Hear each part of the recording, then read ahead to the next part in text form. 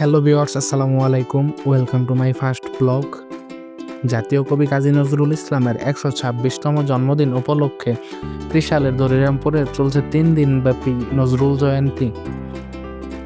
Dhaka bypass থেকে ৩০ টাকা করে সিএনজি ভাড়া দিয়ে সকালে চলে আসছি।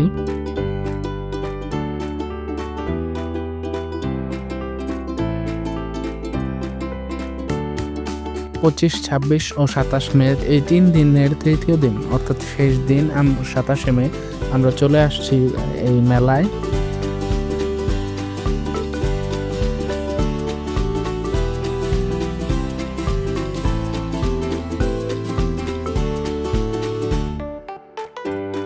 যেহেতু শেষ দিন তাই প্রচুর লোকজনের সমাগম হয়েছে, এ কারণে ঠিকঠাক মতো হাঁটা যাচ্ছিল না এবং প্রচুর গরম। যেহেতু আজকে দিনটি এমনিতেও অনেক গরম, তাই একটু ঘোরাঘুরি করতে খুবই কষ্ট হচ্ছিল।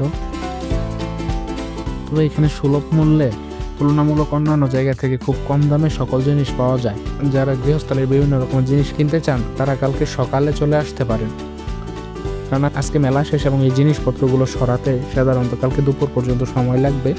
এই কারণে কালকে সকালে তারা সস্তায় তুলনামূলক কম দামে জিনিসগুলো বিক্রি করে দিয়ে যাবে।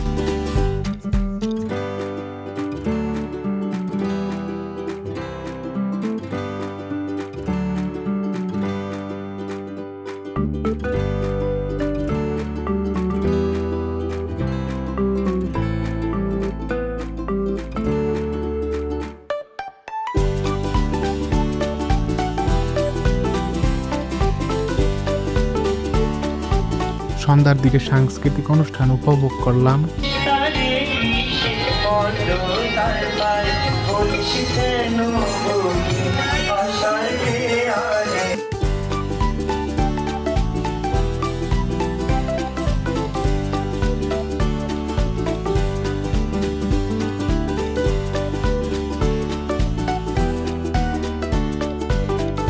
অনেক ভিড়ের মাঝে ঠেলাঠেলি করে মেলা থেকে বেরিয়ে গেলাম, কারণ গরমে আর টিকতে পারছিলাম না। ত্রিশাল আসছি আর রেশমি জিলাপি খাবো না তা হয়, তাই চলে গেলাম রেশমি জিলাপি খেতে। যারা ত্রিশালে ঘুরতে যাবেন অবশ্যই রেশমি জিলাপি ট্রাই করবেন।